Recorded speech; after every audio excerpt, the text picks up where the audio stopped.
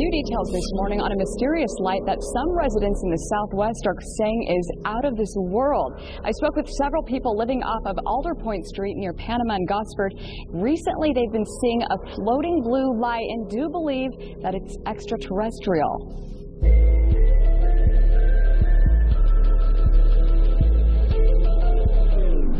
Oh, there it is. I was taking the recycling out to the trash can, and I was walking back, and I saw like this blue light in the sky, and I was like, that's kind of bright to be a star. I've never seen a blue star that bright. Yeah, you know, weather blue. Watched it for probably about 10 minutes, just doing weird stuff, and it would turn on and off the light and it would disappear. Neighbors living off of Alder Point say the blue light that they saw in the sky was about the size of a dime and started off just above those trees right there and then migrated northwest. Oh, there it goes sideways. It pretty much flew, stopped, and then started doing some upward motion and downward motion.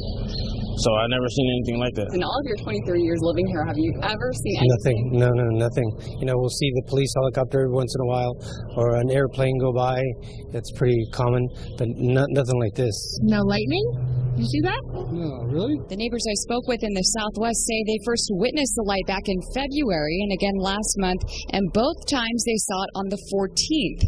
Even stranger, they caught this flash of light on video appearing just to the left of the blue light. Last time we saw it, it had a white flash. Like it looked like lightning, but there was no clouds in the sky, and all of a sudden, we just didn't see it anymore, and it was gone. I took the videos to Senior Deputy Victor Kesey with the Kern County Sheriff's Department, whose office works closely in conjunction with neighboring Meadowsfield Airport. I'm not aware of any calls that we've received regarding any blue lights or any strange lights in that area. Very seldom, if ever, have I seen anything like that. However, you know, we are in the age of drones now. You know, obviously we have military drones, but there are civilian drones and drones for purchase, so you know that is a possibility. It looks way too high up in the sky to be a drone. It wasn't a regular airplane or a drone. It was much bigger than a drone would be, especially at that distance. And I did speak with the public affairs chief at Edwards Air Force Base. They haven't gotten any calls about it either. He did tell me that the light could be an aurora in the sky or some kind of testing from Vandenberg. Well, what do you think it is? You can find me on Facebook at facebook.com/LindsayAdams23ABC or tweet me at Lindsay23.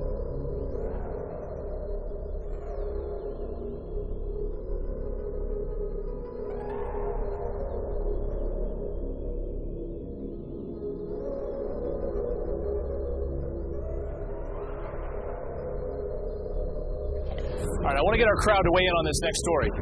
You're going to watch the screen. We're going to talk about this UFO. A UFO sighting in Chile.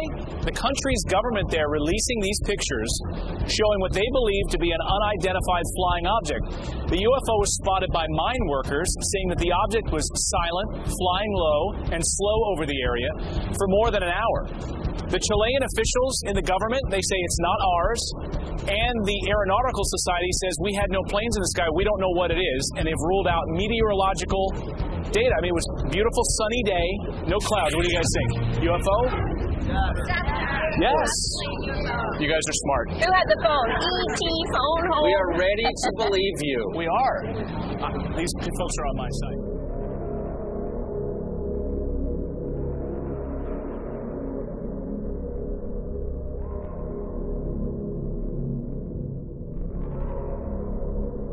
People believe the world's governments are covering up the existence of UFOs. And about 400 of them gathered at the University of Calgary today for the Disclosure Canada Tour. The Disclosure Tour aims to build a wave of support to have governments release all the information they have about UFOs. The keynote speaker was former Canadian Defence Minister Paul Hellyer.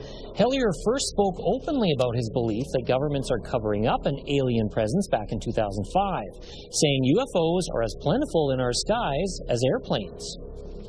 Much of the media won't touch it, and so you just have to keep working away and hope that someday you'll get a critical mass, and they will say by one means or another, Mr. President or Mr. Prime Minister, we want the truth, and we want it now because it affects our lives. Hellyer also believes aliens are living among us here on Earth, and that governments are covering up the truth out of fear for the world's military and industrial systems. Hellyer was Defense Minister from 1963 to 1967.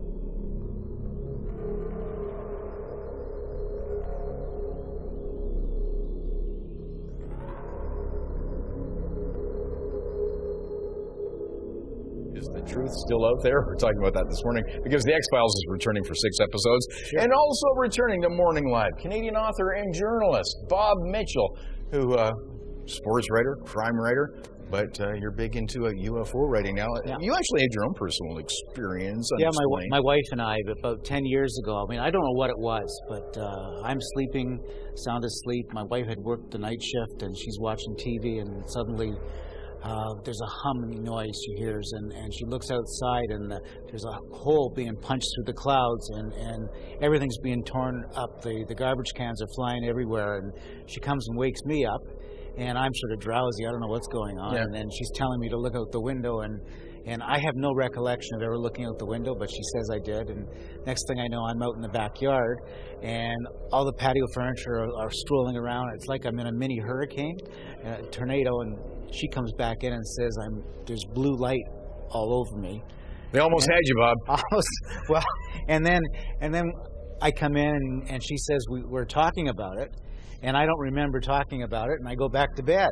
And the next morning, I wake up, and in my mind, I'm thinking, was that a dream? And I go out and ask her, did we do all this last night? She said, yeah, we did. So I don't know what it was. But you have some empathy with these incredible stories. Yeah.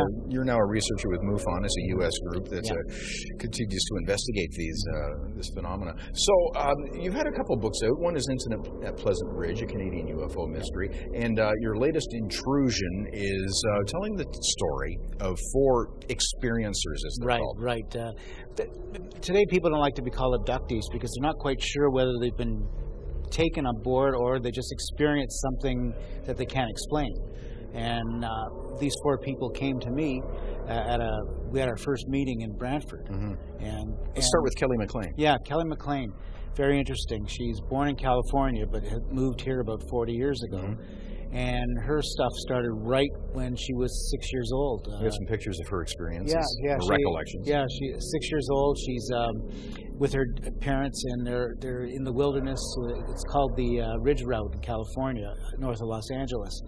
And all of a sudden they see a small plane, what they think is a small plane, crashing. And when they go check it out, her father's missing. Is that the little captain she wrote of? Oh yeah, when she finally goes out into the woods there, and there's a clearing. She thinks she sees a restaurant with Christmas trees, and she wants to go into it. But when she goes into it, she sees the little captain, and that's her drawing. I asked them all to do their drawings to see what they saw.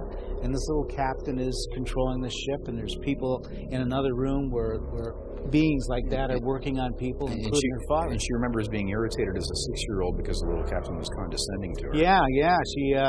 He asked her why aren't you afraid of me? And then she didn't know the answer. And then she asked him, well, who are you? And he said, you wouldn't understand. And she was indignant about that because she thought, well, I will understand. I'm a kid, but I understand these things. And this stayed with her as an adult. Now, in terms of your research, and what kind of process do you go through to try to, for the validity of these things? Well, that was an interesting thing because when I started writing this book, I thought, am I out to prove them wrong, or I want to hear their stories? I mean, I'm not a psychologist. I'm not an expert on what actually happens to these people. So I wanted them to tell their story. So I'm a good listener. And for some reason, all the 4 people in this book sought me out. And they just wanted somebody to listen because they had held these secrets to them for 50 years in some cases. And your takeaway is that you believe they saw something, And I believe they not only saw something, but experienced something. Right. And who are we to say that they didn't experience what they experienced? You had an interesting one too, Marianne Anderson. A death experiencer. Yeah, that was really strange because in all the research that I did, looking at other people, from her recollections. Yeah, this is when she's in a crib. She's in a Toronto orphanage here, and her first recollection is that these beings come and they actually make her deaf because at the time she was born premature and she had a lot of problems hearing, and it was so painful that she couldn't take noise.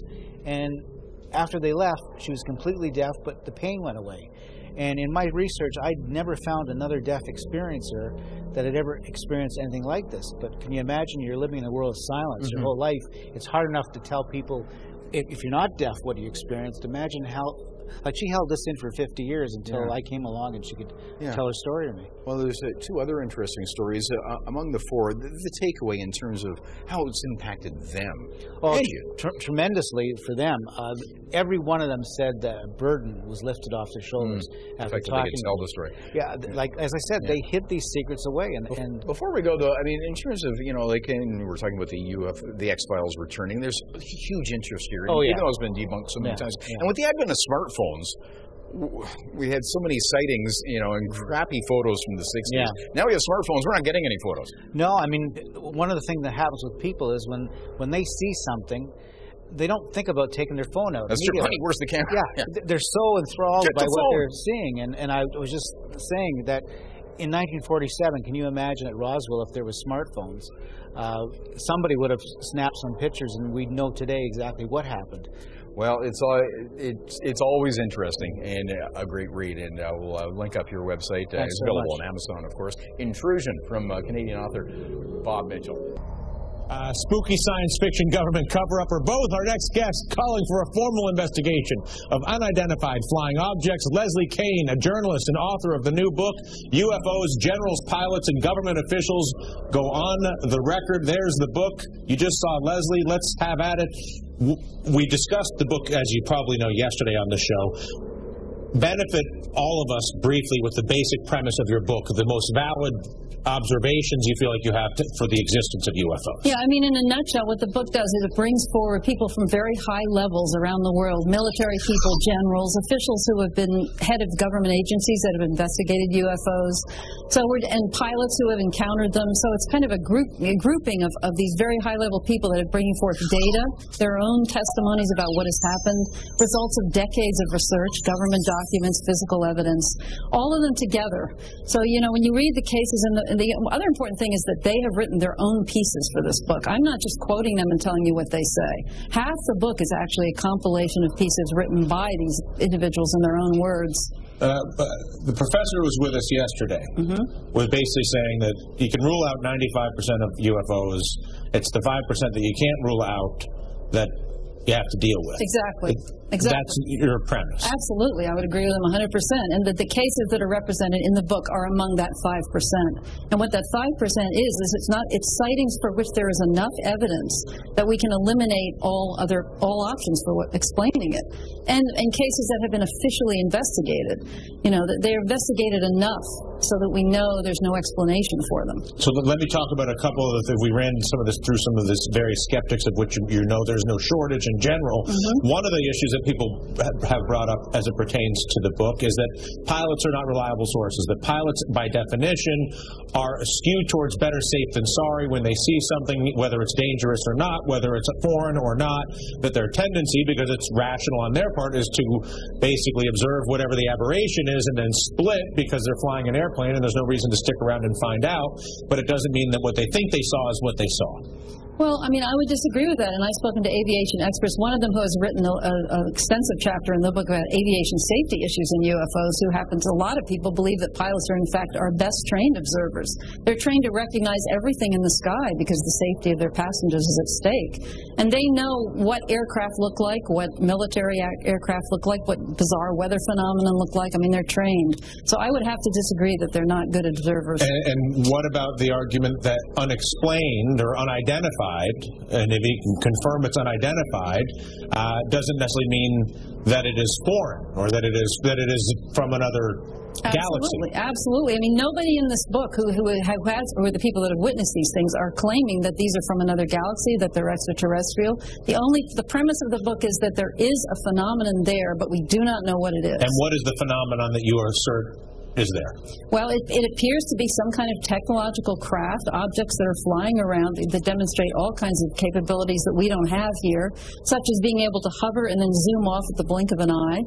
I mean, they're demonstrating physics that we cannot explain according to our own technological capabilities. And this is seen over and over again. These are what these people are documenting. They do show up on radar. They leave marks on the ground. I mean, there's enough physical evidence of their presence that without a doubt there is something there. That's the point. What it is the question. It has not been explained yet. Well, what is it? Well, what we want to have happen now is for a proper scientific investigation to be done, to find out.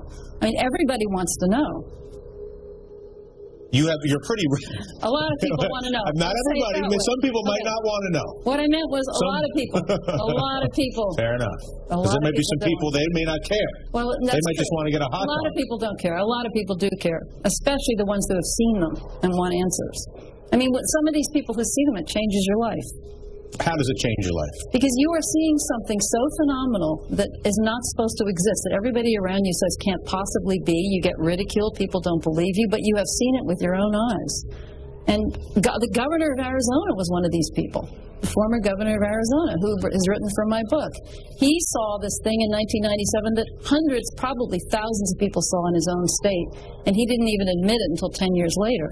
But it changed his life. You're rough on the skeptics in your book. You say non-believers are dishonest, irrational, fear and ignorance.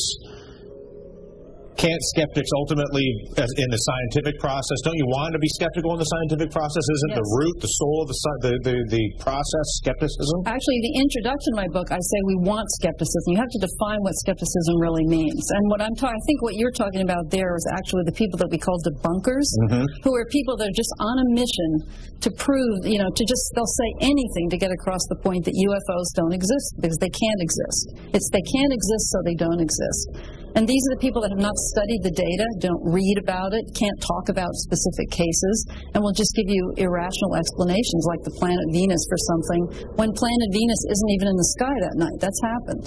So there's a difference between a skeptic and a bunker. Skeptics, we welcome. We're all skeptics. We don't know what these things are. Skeptics, yes. Debunkers, no. To be simple about it, yeah. But I mean, we separate in the book what the difference is between those two. Do you think if aliens exist, they would bring capital that could flow into America to create jobs? I think that if we discovered that we were being visited by extraterrestrials, which is a possibility given the data, it would change a lot of things, and it would have a lot of repercussions. You think we'd have jobs? Can't talk about jobs. It's a pleasure. But something bigger than that. Bigger than jobs. More important. Here, a pleasure the way to meet we see ourselves. Absolutely. Okay. All right. Leslie Kean, author of UFOs, Generals, Pilots, and Government Officials Go on the Record, could change the way we see ourselves, and it might create a job or two.